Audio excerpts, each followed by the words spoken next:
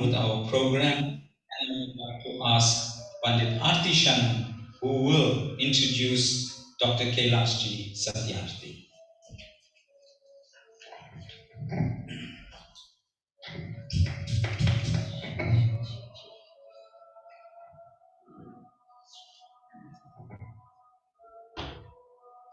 Dr. Kailash, Dr. Ram Vilas, Pujya Swami Vedananji, Pujya Swami Guru Bhaktananji, Namaste, and all our distinguished guests this evening. It is indeed a pleasure and a privilege to welcome you all this afternoon as you join the Arya Samaj South Africa in hosting a very special guest, Dr. Kailash Satyarthi ji. One of the 10 principles of the Arya Samaj is individualism and altruism, which states that no one should be content with promoting his good only. On the contrary, he should look for his good in promoting the good of all. The key words here are the good of all. We should not confine our work to only a section of people, but to all people. Dr. Kailash Satyarthi is doing just that. We are therefore honored to have him amongst us today to facilitate the good that he is doing. The Arya Samaj acknowledges and lauds the projects undertaken by Dr. Kailash and remembers the very same activism that Swami Agnivesh pursued to root out the evils of child labor with his movement, which was the Bandhava Mukti Morcha, or Bonded Labor Liberation Front. Dr. Kailash Satyarthi is known for his activism for children's rights and for compulsory education for all children. In 2014, he was the co-recipient of the Nobel Peace Prize, along with Malala Yousafzai, for their singular struggle against suppression of children and young people, and for the right of all children to education. Dr. G is the founder of many social activist organizations. To name a few: Bachpan Bachao Andolan, Global March Against Child Labor, Global Campaign for Education, and he has founded the Kailash Satyarthi Children's Foundation and the Bal Ashram Trust.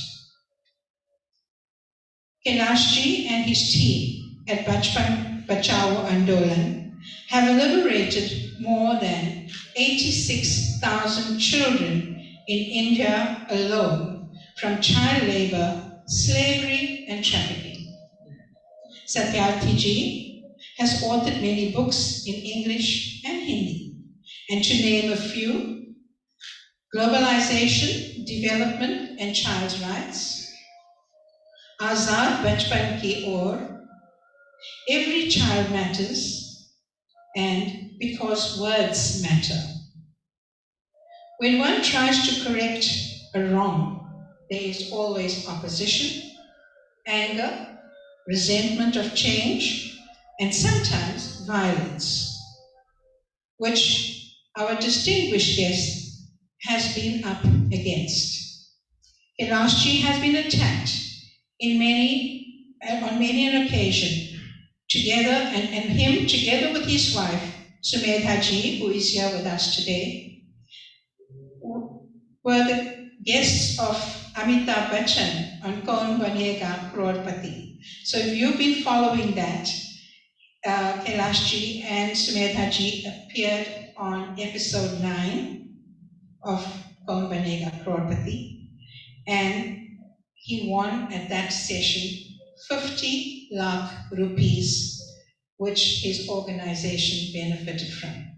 So with those few words, I'm not going to take up a lot of time. You didn't come to listen to me. A warm, very warm welcome to you, Dr. G. and a warm welcome to your family as well. And I hope you're going to fulfill what we've all been waiting for, to hear from you. Thank you.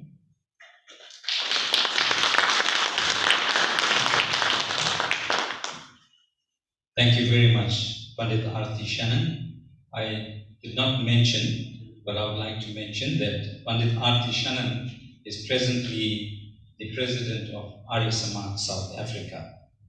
Dear friends, moving on, as you know that Arya Samaj South Africa is involved and relates to quite a few national bodies.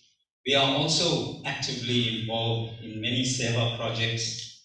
Arya Samaj South Africa has also been at the forefront of the struggle in many instances, looking at human rights. But I think the most important and one of the important assets of the Arya Samaj South Africa is the Aryan Benevolent Home. And the work that is being done there is remarkable. Today, we have Dr. B. Ramvilas, who needs no introduction.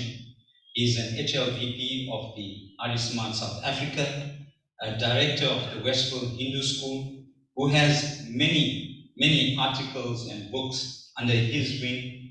And we would like to just proudly say, also our academic, our Sanskrit scholar, and a very strong leader of the Arya Samaj South Africa. He's going to share some sentiments with us this afternoon.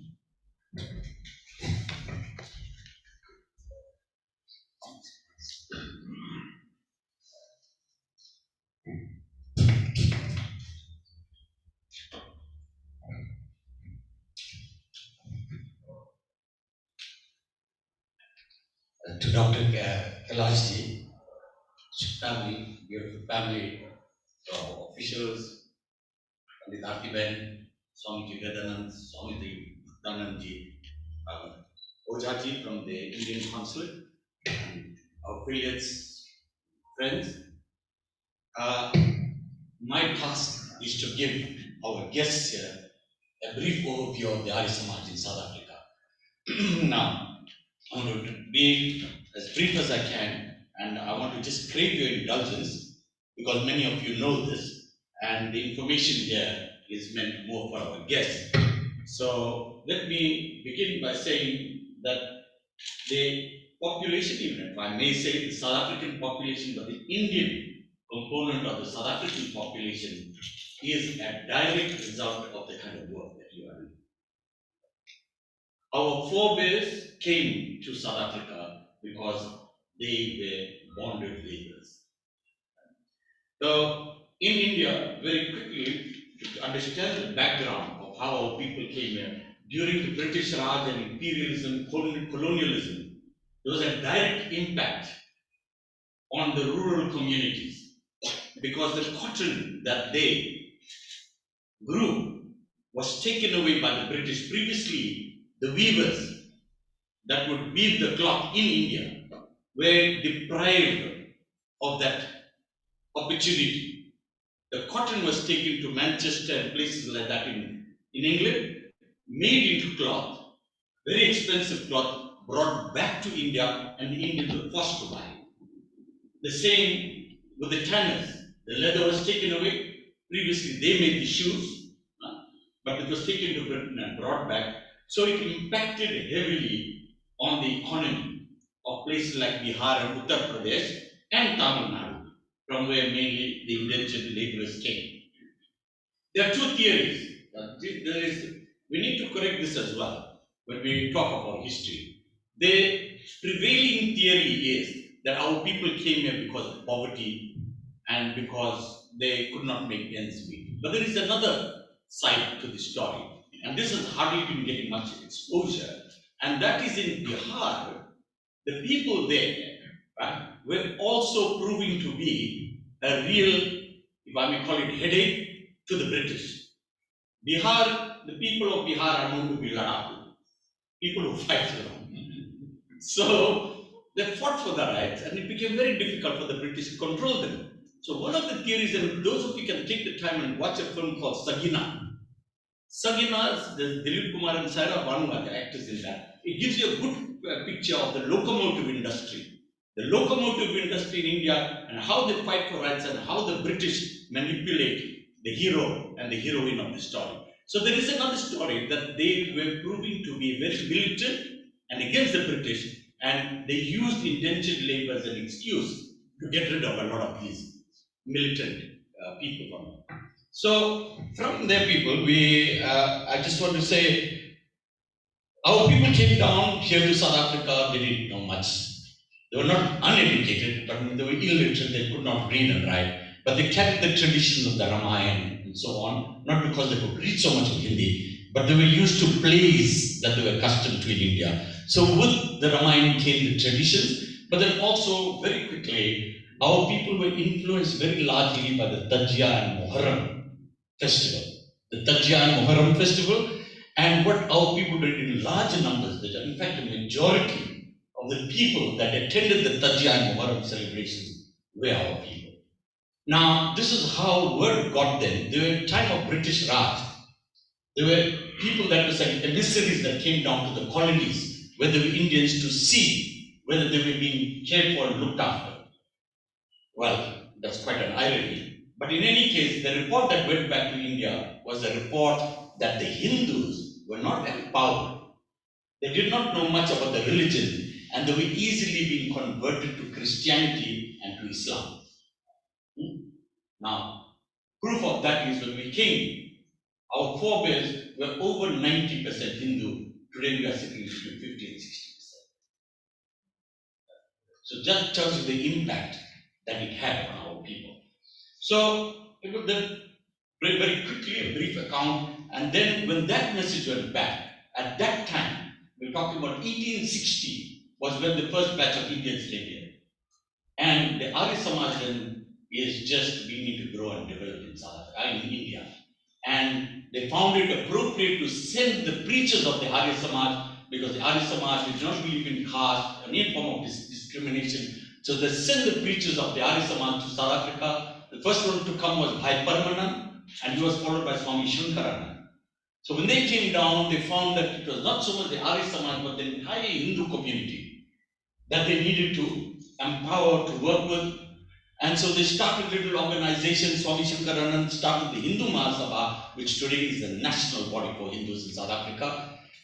And they started teaching our people to perform the yajna, to learn Hindi and so on. From them, the next is Swami Bhavani Dayal, who is born in South Africa, but he has history that his father married a widow, bride, child widow. So the village ostracized his father, and his father had to remarry, and he was very upset, and he was about to become a Christian, and he came across the Satyarthi Prakash, and then he in South Africa became the first South African that led the Arya Samaj. He served on the Natal Indian Congress for periods. He went to India, represented twice our people to the government there, and he played a very major role. So people, after that, very quickly, we have the Aryan Benevolent Home that was started. As a result of the Arya Samaj, again, there was Swami Satyadev and others with him who witnessed Satyarthi. Our people used to come to Durban and work and buy vegetables. Some used to produce vegetables. Others used to buy and sell. And they did not have any place to go because of apartheid. So they were actually used to pass the night in the toilets, municipal toilets. And Satyadev saw an incident where such a person was being chased out of the toilet, and that saw the birth of the Aryan Benevolent Home to cater for our homeless people. There was very quickly again a child that was brought to that home because Pandit Ishwar, one of the Arya Samaj priests, saw a worker pushing a barrow on which a person was lying down sick, being taken to the hospital. And there was a child pulling that barrow, which was the son of that person. That was Shishupal Ram Bharosa's father. He went into hospital, he passed away that night. And Ishwar Dutt arranged for Ram Bharos Shishupal, little baby Shishupal, to be placed in the Aryan Benevolent Home. He grew to become a famous leader of South Africa, went to the ANC Congress and all of that, and the leader of the ABH. And people, I just want to touch on Pandit Nardev as well, the main key figures. Tremendous amount of work when he came down from India, promoting Hindi Shiksha Sangh, producing a whole lot of literature and seeing largely to the academic component. And Kailashji, the work that the Arya Samaj is doing here, we involved, we have Narayanji on very recently, you can probably hear about that. And we do projects, we've done already because of COVID, we've stopped, but 8 rural schools, we've done more. 2 girls in 8 rural schools. Tremendous. The RUW Home has got a large number of African children and African people always in it. We have a women's forum that really are going out, running programs to empower women and a host of other such activities, but I must bring that as an overview because of time constraint. And I hope that gives you some idea. I think you know some of the work, but I hope that gives you a better idea of the kind of work that we are engaged in. And we have a Purohit Mandal and so on, where we have a formalized program. You know, for the first time, for the country India, this is the first time we have for police training a proper structured program, which is submitted for recognition and a whole lot of that. Thank you very much. Sorry.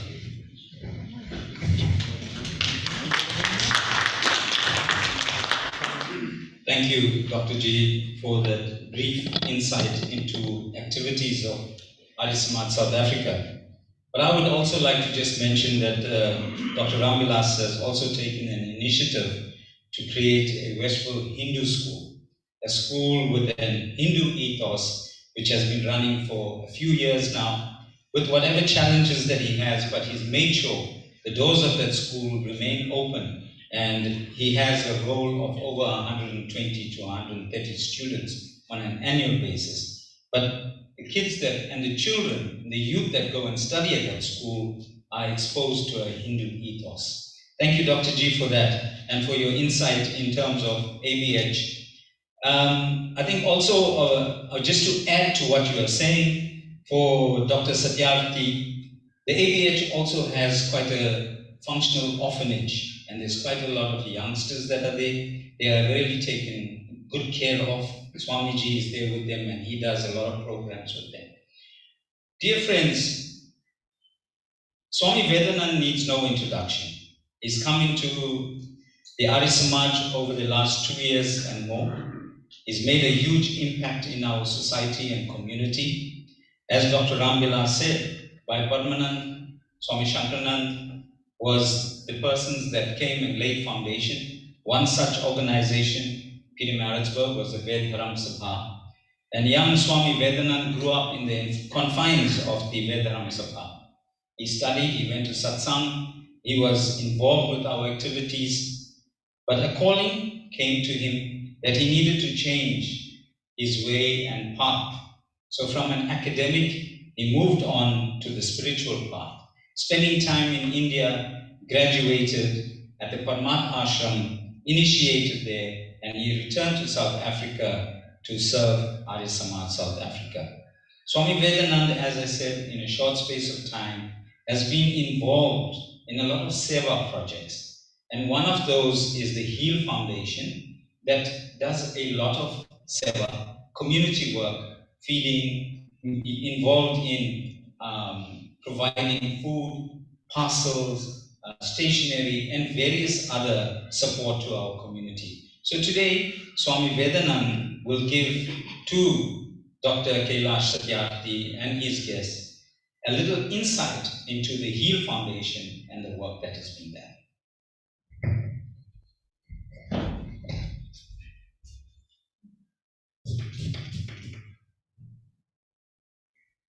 Shri Dr. Satyarthi ji and his beautiful family, Pandit Arti Shannan ji, Dr. Ramvilas ji, our dear Pujya Swami Guru Bhaktananda ji, and our loving embodiments of divinity, my prayer namaste to each and every one of you.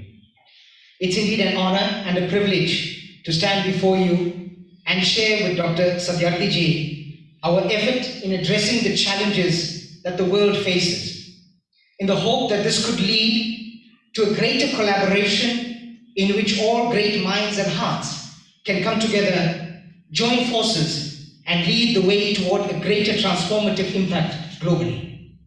We live in a world that is constantly changing and evolving. And this is ever exacerbated in this world of technology. Never before has events and fluctuations occurred at such a phenomenal pace. Evolution of the human mindset has yet to comprehend and adapt to these changes. But unfortunately, based on current statistics, mankind is facing tremendous hardships, and the effect is all around for us to see. In our very own country, South Africa, the effects of poverty and suffering are witnessed at a phenomenal scale every single day. The disparity between the rich and the poor is ever widening. No matter what advancement we may achieve through the years, we seem as a society to have lost our basic ethics in our approach to life, hence the ever-increasing negativity surrounding us. Our intentions will always be the driving force, no matter what stage of life we are in. So the only solution is for us to revert to a value-based approach for mankind, so as to guide our intentions in our decision-making. This is where the value of those that have the ability to assist and serve selflessly, just like Dr. G and many others, do so in the advancement of humanity for the greater good. Powered by principles 6, 7, and 9 of the Arya Samaj, which is benevolence, love and justice, individualism and altruism, this was the basis on the ideal that the Narayan Jivan Vedic Center was formed, and recently the HEAL Foundation began, which is the official dedicated humanitarian wing of the Arya Samaj South Africa. The name HEAL aptly stands for humanitarian, environmental and animal liberation, covering the basis of universal and a symbiotic coexistence with love and respect. And one of its primary aims is to build social cohesion in our young South African democracy through its various projects. We are an interdependent society, and thus keeping this interdependence alive and thriving is the key to our sustainability. The foundation officially began its work in January 2020. Almost 2 years later, through the COVID-19 pandemic, the July 2021 riots, and the recent floods, and the daily challenges that are faced by the most vulnerable within our society, much has been achieved and ample more has been planned to take the foundation to the next level. The structure and model which HEAL Foundation has been based on has given rise to its success. Its focus has led to a dynamic shift from the general traditional application towards religion. Instead of only theoretical knowledge of teachings, more individuals are feeling inclined to a service-based approach, one that deals practically, tackling the current social issues that each and every one of us face. This is none other than Karma Yoga in the modern age. What's most important is that the board of leadership consists of young, dynamic individuals whose heart is set on serving on the ground and leading by example. Some of the projects of the foundation include daily feeding schemes. To date, over 400,000 meals have been prepared and served. Grocery hampers for over 5,000 families, not forgetting sanitary and hygiene kits for women and children. COVID-19 medical packs and free oxygen concentrator services. Disaster relief on various scales. Advocacy campaigns on social challenges, and more recently, the introduction of skills development and self-empowerment. Within the category of social services, the Narayan Jivan Vedic Center plays an integral role, as it was founded almost 30 years ago. The doors of the NJVC were opened to the underprivileged community in Kenville on 28th of May 1993. The center was donated to the Samaj by the Jivan family, who continue the legacy of Seva to the surrounding communities. It's ideally situated to fulfill this vision in the midst of communities ranging in income levels from none to middle, with a large portion living in informal housing. The thrust of the center is the health of the community. It serves as a base from which the municipality operates, providing primarily health care. Against this background, the Arya Samaj Clinic is currently being deliberated to offer specialist healthcare services, offering initially psychology, physiotherapy, dentistry, and physicians. And it will operate wholly on a volunteer basis, providing the platform of healthcare for healthcare professionals within the Samaj and associate organizations to fulfill their seva aspirations. Moreover, our dear Pujya Swami Maitri is a resident at the center, offering spiritual guidance and various other creative and self-empowering projects with the children. Our vision for the center is that it evolves to a place that is a beacon of lifestyle enhancement, incorporating both spiritual and healthcare service excellence.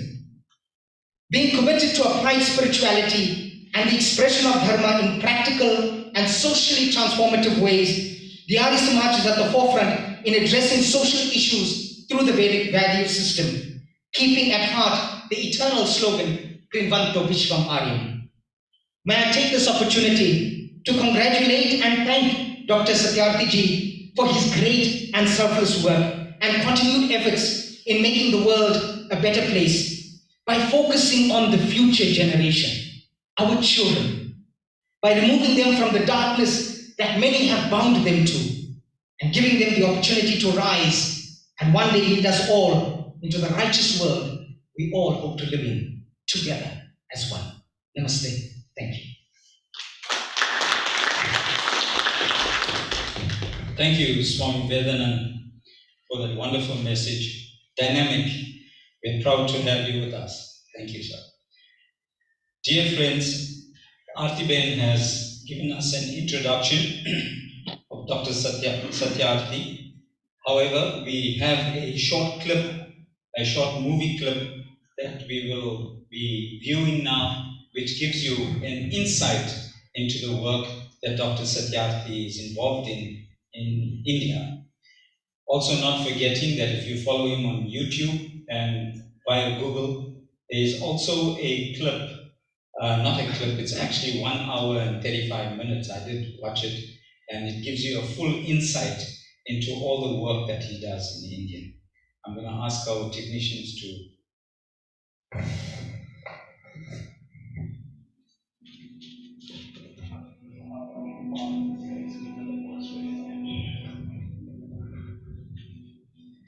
The Nobel Peace Prize for 2014 is to be awarded to Kailash Satyarthi for the struggle against suppression of young people and children. There is no greater violence than to deny the dreams of our children. I refuse to accept that the laws and constitutions are unable to protect our children. Today is the time for every child to have the right to life. I refuse to accept that the shackles of slavery can ever be more stronger than the quest for freedom. I refuse to accept here.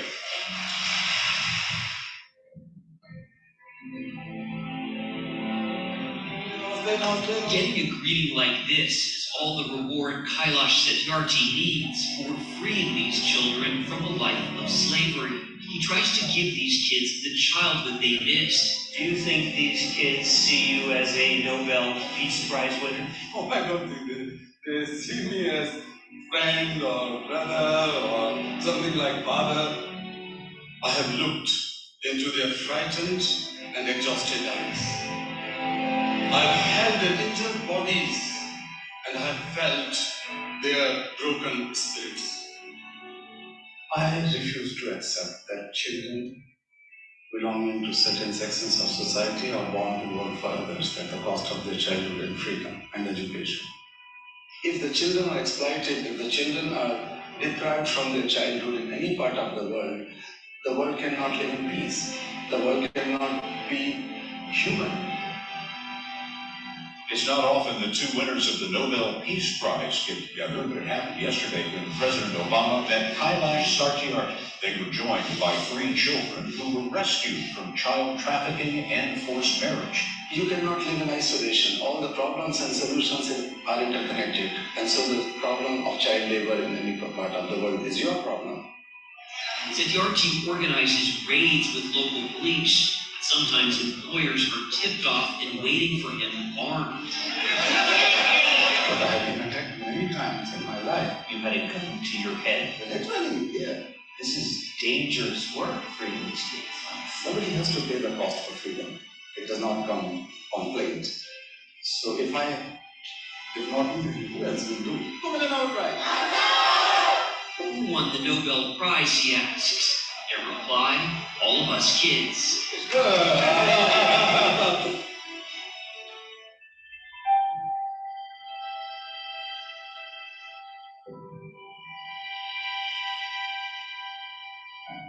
Every single minute matters. Every single child matters. Every single childhood matters.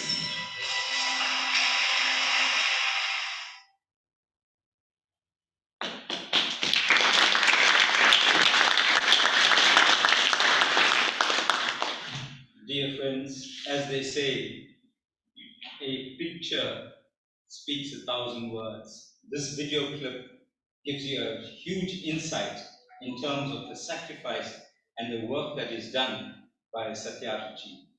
Dear friends, can I ask you to please rise and give him a round of applause before you address.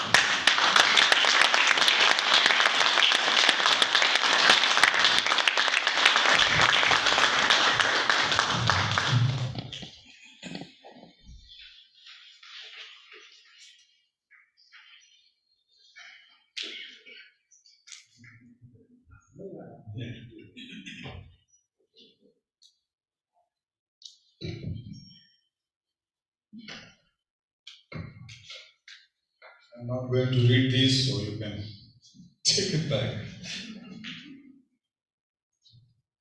Thank you, my dear sisters and brothers.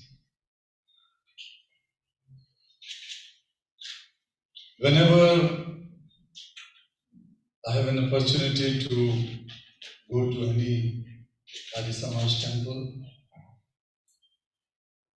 I feel like I'm going to my mother's lap. Arya Samaj is like my mother. So being with you is being with all my sisters and brothers, my family.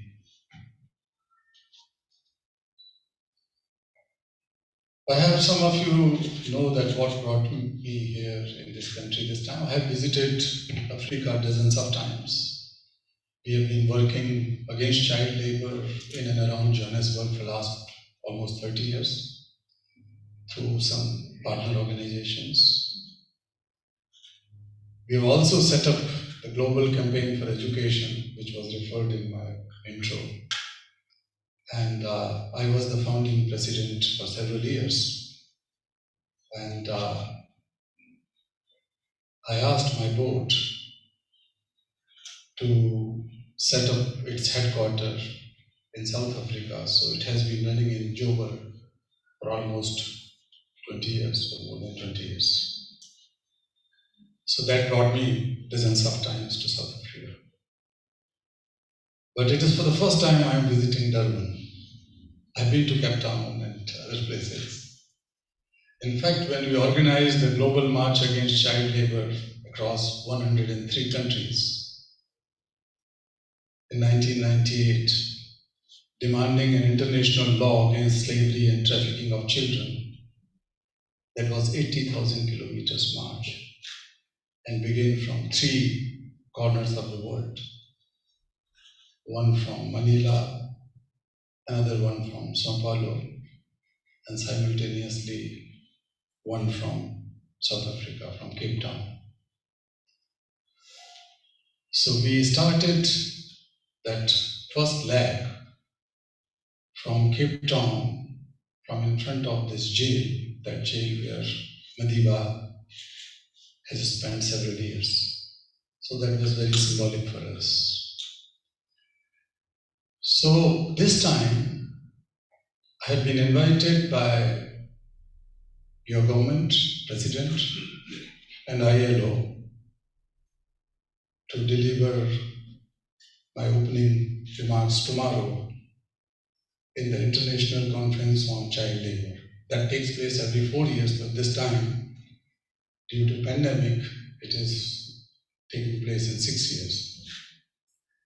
So I'm hoping that more than 100 countries, or maybe 150 countries, will be participating and sending their labor ministers or child welfare ministers, development ministers, etc. So this is an opportunity to bring some issues. But before that, let me also introduce the little girl who is sitting here. she would be sharing dice not only with me, but two other presidents, including President Ramaphosa tomorrow. Tara is a former child laborer who was born in Banjara community. She was the first girl who went to school. And then she is the first one who is now in university. When her parents wanted to get her married, she refused her child marriage. And then she has become the icon in the entire community to fight against child marriages. And she has stopped child marriages of many boys and girls in Banjara community and the neighboring villages.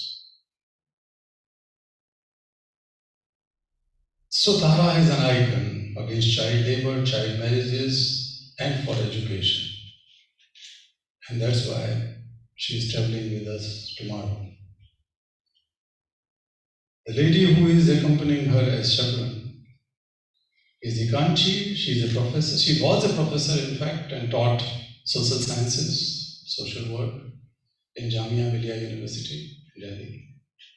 But she was so passionate about the issues of children, she gave up her career and joined us as the manager of our Bal Ashram, the Rehabilitation, Education and Training Center,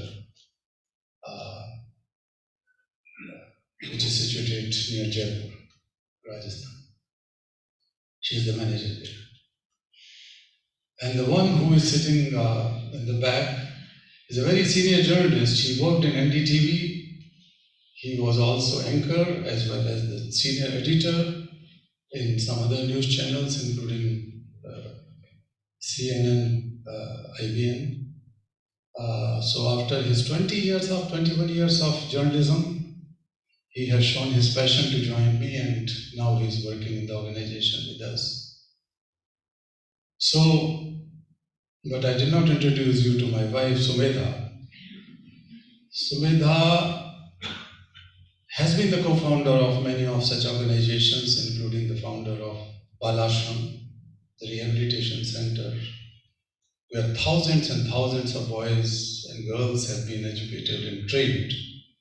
And some of them are engineers, lawyers, some of them are teachers, even elected representatives of the village community, village panchayats. But that is one introduction. In fact, I have been deeply influenced in Arya Samaj, by Arya Samaj, due to her and her family. Her mother, Pandita Rakesh Rani, who passed away, who was heading Dayanand Sansthan in Jangyan. Her father, Pandit Bhartir Nath, who later on became Mahatma Ved Bhikshu, and he had gone for a hunger fast and other kind of fast for several months when he resolved to publish the Hindi version of all four Vedas many years ago. But her grandfather was a martyr, Pandit Gaya Prasad Shukla. He worked along with Ram Prasad Bismil, and he fought at the time of Kakovi case. Many of you might have heard when Ram Prasad Bismil and Asfaqullah Khan and a couple of others, Gaya Prasad Shukla. And he has been portrayed in many of the films like Shaheed and others, Gaya Prasad Shukla. So that was her grandfather. And her grandmother was an ardent Arya Samaji, and she was the first who set up the Gurukul, a Gurukul for girls in then Indian part of Punjab, in Jhelum. So first Kanya Gurukul was set up in Jhelum by her Dadi, Vidyavati Sharda.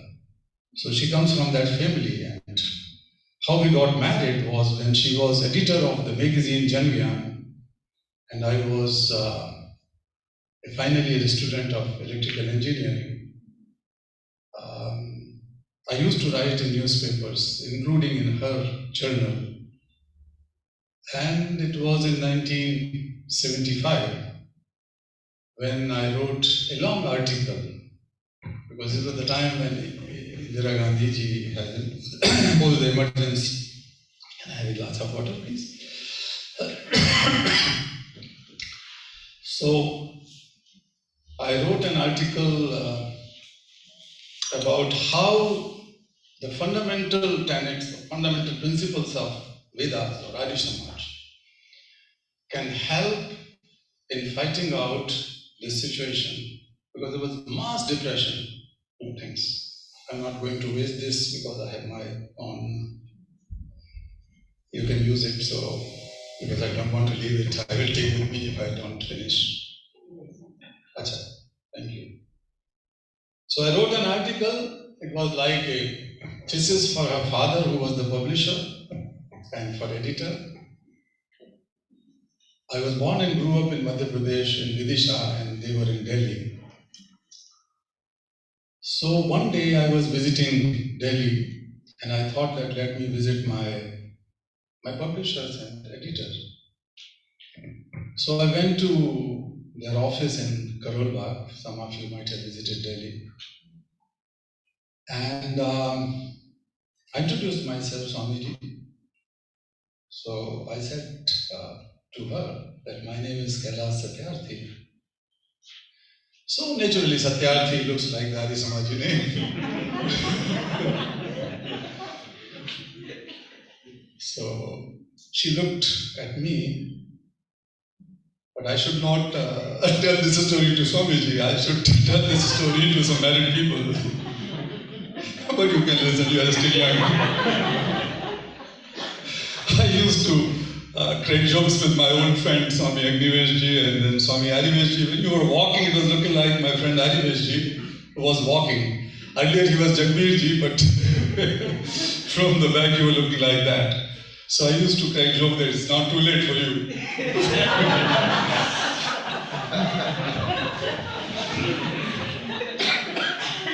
I used to give my examples. I wanted to become a sannyasi once, but I'm telling this story why I didn't become.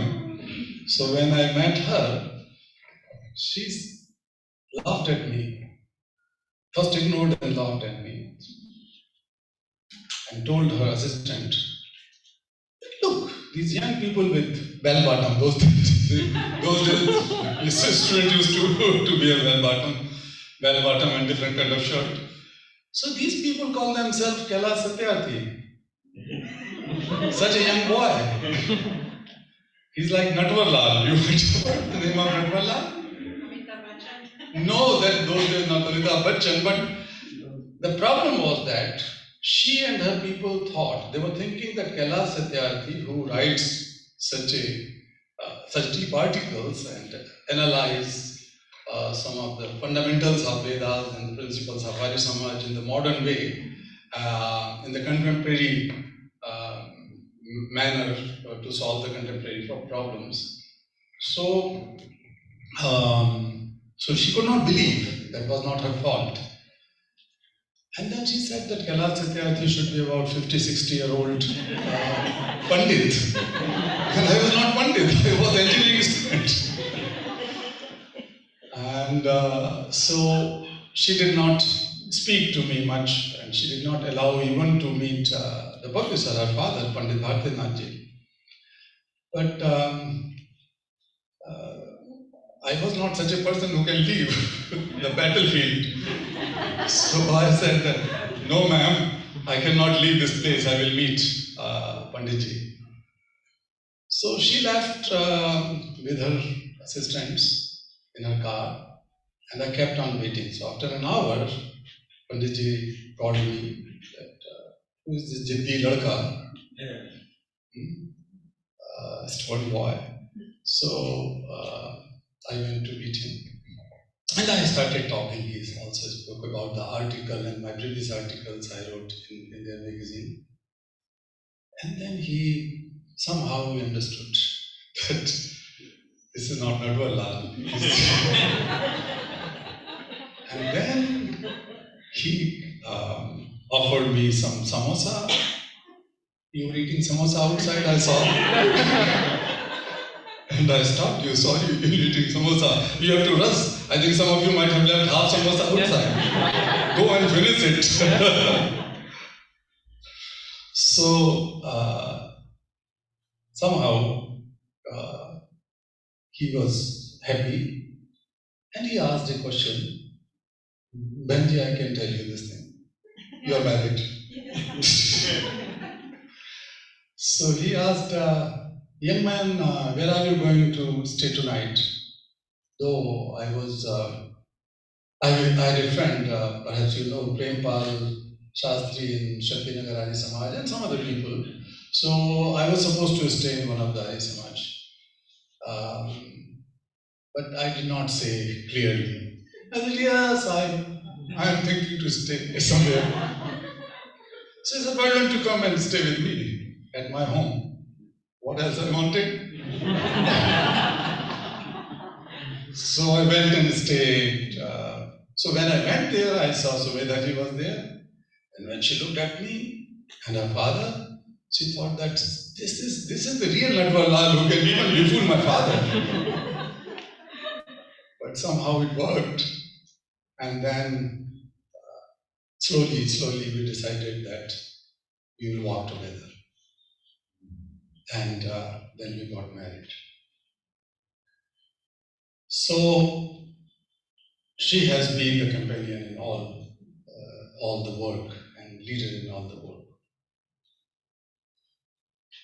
Dear friends, both of us and my colleagues are working on an issue which was largely a non-issue. Earlier, Swami Agnivesh and I worked together as I was the founding Secretary General of Bandhuva Mukti Morcha and he was the President for several years. But then we decided that I will focus more on children and he will focus partly on politics and partly on other things. So we decided that I will work more mainly on Bachpan Bachao Andolan. So that was good. And that was the time when child labor was a non-issue, though it was a serious problem. Not only in India, but globally. We didn't have enough laws. As I was referring to this global march against child labor, that was a crazy idea from an ordinary Indian like me, that why can't we march across the world and try to knock on the doors of ordinary people to governments and presidents and prime ministers. And that was the first time I had a chance in 1997 to meet for quite some time and had discussion with Nelson Mandela at his home about this. And he wrote me a letter which I will read partly tomorrow in the conference.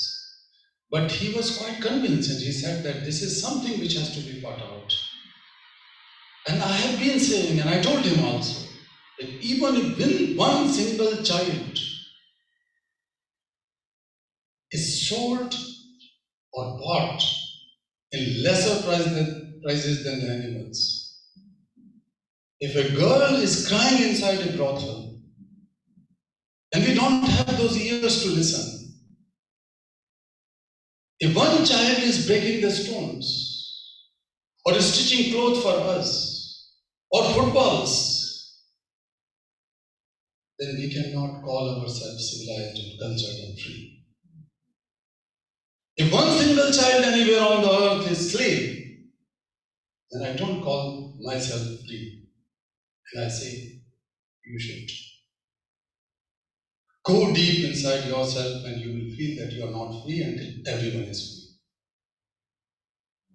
This pandemic might have taught us a lesson that world is not only interconnected, but interdependent. No problem can be seen and solved in isolation. So is the problem of children. But unfortunately, as you know that in 2050, the United Nations and all its members resolved to take the development agenda forward through Sustainable Development Goals. I am also one of the UN Secretary General's advocate on it. He has appointed a close group of 16, 17 people. Most of them are presidents or prime ministers, but recently has appointed the Prime Minister of Canada and President of France last week or 10 days ago. But I have been there for quite some time. But I am afraid to say that not because of pandemic, in the first year of SDGs announcement, we are failing our children. We are failing the marginalized people of the world. We are failing women. We are failing ecology. We are failing in all aspects. Due to pandemic, 200 million additional people will join the chronic poverty. And due to this ongoing Russian-Ukraine war, 60 million additional people have already pushed into chronic poverty. And their children are going to be the worst sufferers. But between 2016 and 2020, 4 years before pandemic, it is for the first time in decades, in 2 decades, that the number of child laborers has increased. And the worst sufferer is Africa.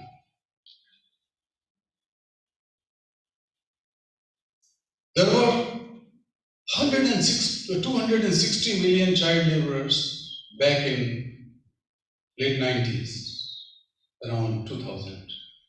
That number has come down to 152 million in 2016. But now in 2020, the United Nations report revealed that it has grown to 160 million, from 150 million to 160 million. 160 million child laborers means 160 million empty seats in classrooms. It means 160 million jobs taken over by children or given to children in place of their own parents or able-bodied cattle people. Every single child laborer is working at the cost of one adult's job. And if it continues, then the poverty, unemployment, illiteracy, so many other problems will continue. And that is the message which has to come out. But dear friends, as you saw in this clip, I've been saying that world is not so poor. $53 billion additional money can ensure education, health, protection of every single child in all low-income countries, together with social protection for all pregnant women in these low-income countries. Just $53 billion. And what is that $53 billion? This is less than 10 days of global military expenditure. So we are not poor. The poverty is the poverty of our humanity. Our honesty towards our own promises we keep on making and breaking. That has happened in the case of Millennium Development Goals, and that is exactly happening in the case of Sustainable Development Goals. So many people would be left behind, many children would be left behind. Right from the beginning, we kept on praying or using this as a quote, many mantras of Vedas. Sangachadvam, Sambhadadvam, Sambho Manansi Janadam. Deva Bhagam Yatha Purve Sanjana Nam Upasya. It is a prayer that all of us walk together. We can go hand in hands.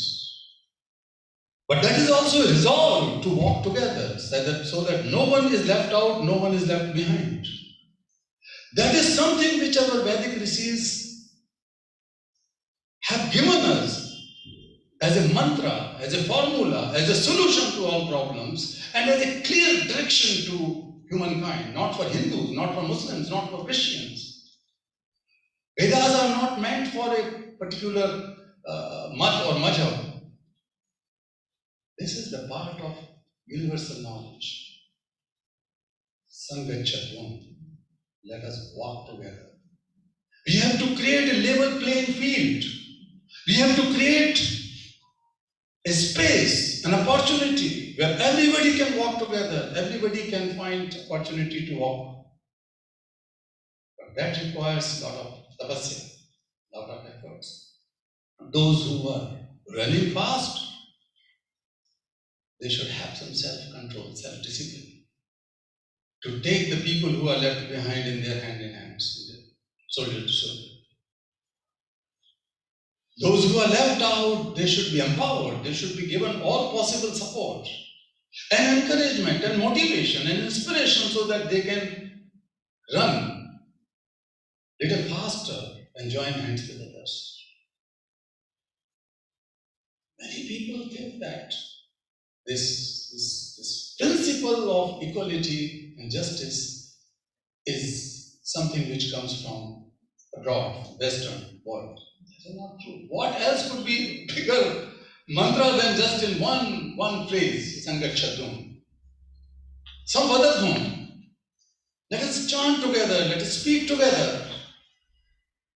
That means we have to give freedom and opportunity to speak out, to express yourself. That is something which is later on translated into many of the constitutions, but Vedas say some other thing. हम साथ साथ बोल सकें, लेकिन बोलने के लिए हमको सबको मौका मिलना चाहिए, आजादी होनी चाहिए, फ्रीडम होनी चाहिए एक्सप्रेस करने की बोलने की. और इसी मंत्र के आखिरी में हमने कहा वो मना से जानताम भी है, लेकिन संजाना नाम उपासते. Just one phrase, संजाना नाम उपासते. That is a deep anthropological subject of collective creation of knowledge. Let us sit together, let us come together and create a knowledge which is knowledge for all. Sanjananam upasate. So many interpretations could be made, but one interpretation is that let us come together and create a knowledge which is knowledge for all. So knowledge should not remain in the fewer hands. Unfortunately, it is happening.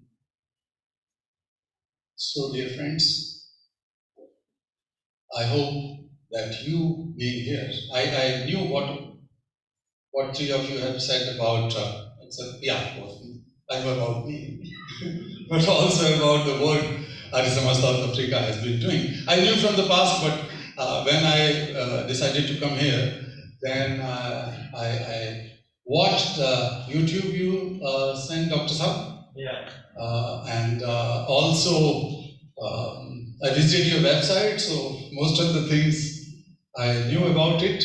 You forgot to tell that how much work you have done during the pandemic, and which I also recall. I can add this thing and what you said, both of you have said. So a lot of good work you have been doing, and I have my wife and my colleagues and I have visited Peter Marisburg this morning, and it was so inspiring and so moving to see that how an Indian can bring about difference when he comes to South Africa. That is the place of transformation. That is a place of rebirth or reincarnation in your own life. This is the place where you can change the world and become much more global, much more universal. Your principles and your values and your virtues can touch the sky and earth and go beyond anything. You become limitless. Gandhi did it. You people have brought those values here, but most of you are South African. That is your nationality. That is your primary patriotism, and that should be your primary duty and a moral responsibility, because many of you are born and grew up here. I know that how Girmitias were brought here or forced to come here or forced to leave their place, and I saw some films, I read a lot of books about it, about Surinamese, Girmitias, and here and other places. That has also been the area of my interest, because most of them were endangered labor, all of them, unfortunately, and how they left their homes, and sometimes I helped a few of them to search their villages and homes many years ago. So I'm not only aware with this saga and this plight, but I feel it because I have many friends who are now settled down in different countries, but they were brought like that. But you have proven yourself once that you are a true human being, not necessary to remain true Indian, true African, true South African is must, but with Indian core values, because those Indian values are universal values. They are the values of Vasudhaiva Kutumbakam. These are the values of universalism. They are values which are limitless. So you are not bound to particular culture, religion, language, reason, place, nothing. Once you are true Indian, then you are true global citizen. And that is something which I have learned in my lifetime, and that's why I have been working across almost 150 countries, including yours, I said, for the last 30 years or so. And that is definitely an inspiration from Vedas, that is definitely an inspiration from Swami Dayanand, and I am proud to say that all the inspirations and motivation and passion is sparked through Arya Samaj movement and through Swamiji, apart from Gandhiji and Bhagat Singh and Chandrasekhar Azad and so many other people. These are things which are interconnected, and I'm sure that you can do for South Africa, for rest of the world, including India, and I'm sure that you will be able to show the path for non-violence in this country. I know that a lot of violence happened here and there, also in Durban. I keep on reading things like that. But it is the Arya Samaj who can come out as a global citizen and send a very strong message that we are not very typical racist people. We are against it. We are just human beings, as we believe in global familyhood. We believe in Vasudhaiva Kutumbakam, and we not only believe, but we live with that. We live with those values. With these words, I would say once again, बहुत बहुत धन्यवाद मातृशक्ति माताओं बहनों भाइयों. We have this small thing to do.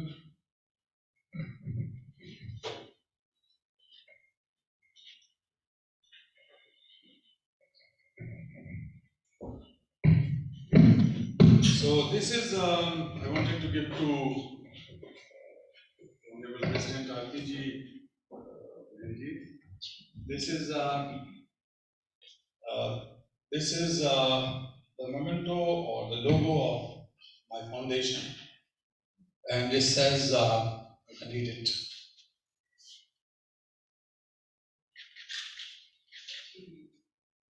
Do your bit for children. And there is a bird inside it. And this has a short story which I can tell you. When I was invited to deliver my Nobel acceptance speech in Oslo, I lost my written notes of my papers. Though it was very necessary because of the intellectual property and many PhDs and researches are done on it. So I have prepared the notes, but I forgot on my dais. And I was so overwhelmed sitting in those chairs where Nelson Mandela once sat, exactly on that chair, or the chair where Dalai Lama or Martin Luther King has said. And I was thinking of my countrymen, I was thinking of the children of the world and my Arya Samaj and everything. So I left some of these papers on my chair and reached to deliver a speech. You saw some of the glimpses of speech. I was not reading, I'm not used to. So everybody was shocked and nervous because it never happened in the history of Nobel Prize. And I was the first Indian who was born in India and grew up in India and purely Indian who got the Peace Prize for the first time. So I was, I started with Ved Mantras and I ended up with Ved Mantra. I started in Hindi, and the reason was very simple, that Hindi or Sanskrit or this language were never heard in last 110 years of that Nobel Peace Prize or any Nobel Prize stage. So anyway, so then I recalled a story which I read in my childhood. There was a heavy fire broken out in jungle. All animals and birds were rushing for a safer place, including King Lion. And Lion noticed that there was a tiny hummingbird flying straight towards the flames, towards the fire. And he shouted, "What are you doing, committing suicide?" She said, "No, sir, I am going to extinguish this fire because I was born and grew up here." "How come?" he asked. She replied, "Sir, look at my beak. मेरी चोंच को देखो. I am carrying a drop of water. I am doing my bit." I said that this is not a story, this is my life, this is my philosophy. I was born and grew up on this earth, Mother Earth, not just in India. So I feel responsible for every single person, but particularly every single child whose childhood is snatched away, robbed of. I'm not going to leave this like that. I left my home, I have left my career, I have left my mother, who was a widow and crying all the time that I'm jumping into an area which was not the area to fight. All these things happen. So I said that I'm not going to do it alone. I'm calling everyone to find that hummingbird inside each one of you. When you do some great work, when you do something for humanity without any expectation of return, without any ego, without any so-called dharma कि हम धर्म कर्म कर रहे हैं तो हमें ऊपर में जाके कुछ मिल जाएगा. So that is all expectations. When you do something without these things for betterment of humanity, then it is because of that hummingbird inside each one of us. God has given us. So this is that hummingbird I am giving to you. Thank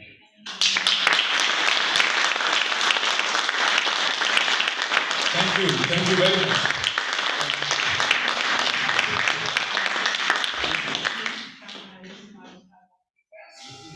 Thank you for making time to be with us. Thank you. धन्यवाद सभी.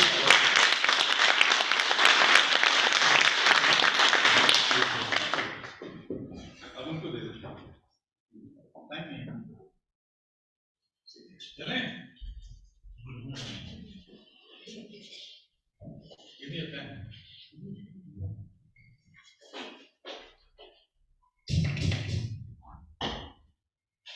Satyarthi ji, thank you for that wonderful input and also an insight into the work that you have been involved in. But something also comes to mind. There was a little book that I saw on my Nani's side table, and on it was written Jan Gyan. She used to get an annual subscription from India. So I'm quite proud to hear that Jan Gyan brought you and your wife together. Also, being the Sustainable Development Guide advocate for a fight against child labor, I would like to, on behalf of Arya Samaj South Africa, say to you that you have a home here in Durban. Arya Samaj South Africa is no different from any other part of the world that you visit. And this is your home, and if you need any resources, I am sure, Aarti Ben, you will endorse that we are here to help you in your fight. Thank you very much. Thank you. Also like to just acknowledge that you mentioned something, that we as children of South Africa, we also need to inculcate a national pride to be South African. Thank you for that also.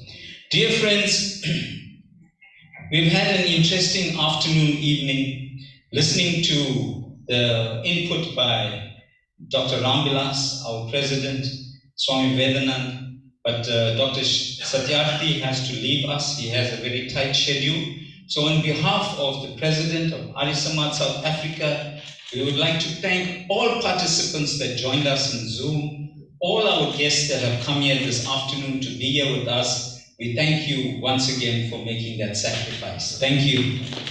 I'm going to ask you to please. Thank you, sir. I'm sorry, I have a dinner appointment with the Prime Minister of Sweden. Oh, wow. Enjoy your meal, sir.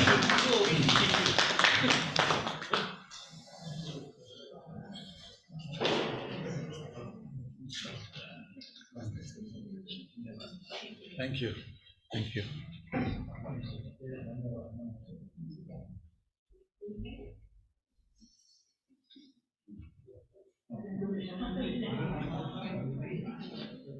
Please to speak up. Shanti Babu. Okay, let us conclude with the Shanti Babu. Om Dev Shanti Antariksham Shanti Prithvi Shanti Rapah Shanti Oshadhaya Shanti Vanaspataya Shanti Vishve Devaha Shanti Brahma Shanti Sarvam Shanti Shanti Eva Shanti Sama Shanti Redhi Om Shanti Shanti Shanti. My prem namaste to you. Have a pleasant evening. There is some snacks still left over from the early part. You can participate and partake. You can even pack and take home. Thank you.